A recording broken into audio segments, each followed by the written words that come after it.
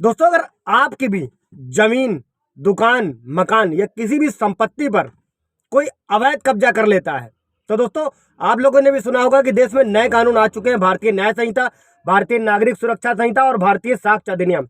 और नए कानून में अवैध कब्जा करने वालों के लिए बहुत ही सख्त कानून लाए गए हैं और आज हम लोग उन्हीं कानूनी प्रावधानों को समझेंगे कि कैसे एक अवैध कब्जे को खाली कराया जाए और कब्जा करने वाले को, अवैध कब्जा करने वाले को जेल कैसे भेजा जाए, सबक कैसे सिखाया जाए। दोस्तों बहुत ही मजबूत केस धाराएं हैं दोस्तों, बहुत अच्छे से समझिएगा ताकि आप अपने केस को हैंडल कर सके अगर कभी कोई आपकी संपत्ति पर अवैध कब्जा करता है। दोस्तों जय हिंद, नमस्कार, मैं एडवोकेट आशीष मिश्रा। दोस्तों कई सारे मेरे व्यूवर्स का ये सवाल था कि सर अगर कोई अवैध कब्जा कर लेता है तो इसे कैसे छुड़ाना है और क्या खिलाफ कार्रवाई करनी है, पुलिस से कैसे मदद लेनी है, क्या मुकदमा दायर करना है जिससे आप अपनी जमीन और मकान को खाली करा सके और साथ में मुकदमे को और अवैध कब्जे से छुड़ा सके अपनी संपत्ति को। तो सबसे पहले तो आप लोगों ने सुना होगा कि आप एफआईआर दर्ज करा सकते हैं, अपने जिले के एसपी से मिल सकते हैं। ये दोनों ही तरीके हैं शिकायत करने के अगर कहीं भी किसी संपत्ति पर आपके अवैध कब्जा होता है तो। इसके बाद दोस्तों एक एक्ट है स्पेसिफिक रिलीफ एक्ट 5 और 6, विशिष्ट राहत अधिनियम की धारा 5 और 6 के तहत।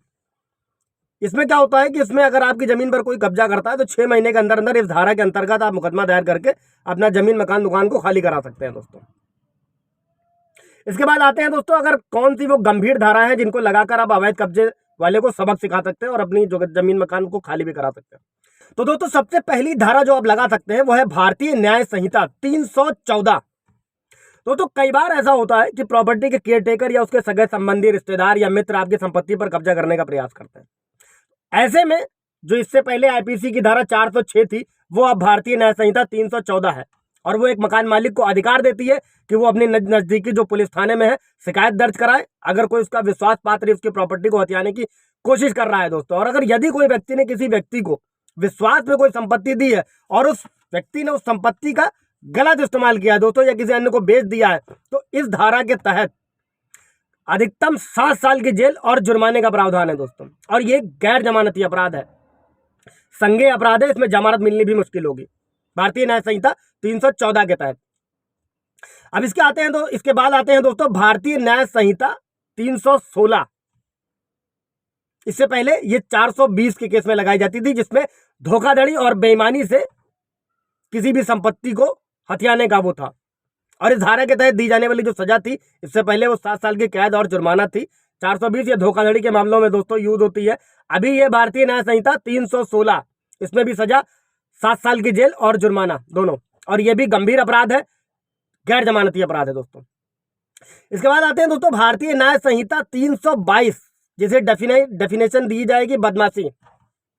अगर कोई भी व्यक्ति किसी अन्य व्यक्ति को गलत तरीके से हानि या नुकसान पहुंचाता है और किसी प्रॉपर्टी को बर्बाद करता है तो उसे ही बदमाशी कहा जाता है दोस्तों और इसमें भारतीय न्याय संहिता 322 के तहत मुकदमा दर्ज कराया जा सकता है और इसमें सजा का जो अमाउंट होता है वो नुकसान के हिसाब से डिसाइड होता है दोस्तों और इसमें सजा 1 साल से लेकर 5 साल और जुर्माना दोनों दी जा सकती है। दोस्तों अब इसके बाद आते हैं दोस्तों अगर कोई भी व्यक्ति, बहुत अच्छे से समझिएगा दोस्तों, कोई भी अन्य व्यक्ति किसी के कब्जे वाली प्रॉपर्टी में अगर प्रवेश करता है तो वो क्रिमिनल ट्रेसपास का अपराधी कहलाएगा।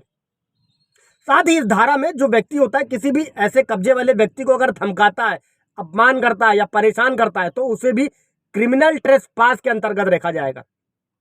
इसमें भारतीय न्याय संहिता की धारा जो लगाई गई है उसमें भी 3 महीने की सजा और जुर्माना और कुछ मामलों में सजा और जुर्माना दोनों का सामना करना पड़ सकता है। दोस्तों यह है भारतीय न्याय संहिता 327। दोस्तों पुराने कानून में ये धारा 441 थी, क्रिमिनल ट्रेसपास।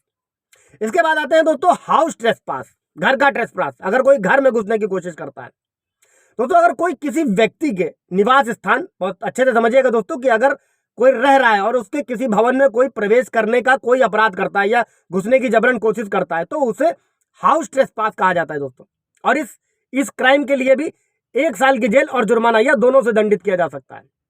अब चूंकि बीएनएस की धारा इसमें लगेगी 328 दोस्तों, भारतीय न्याय संहिता की 328, जो इससे पहले धारा 442 थी आईपीसी में।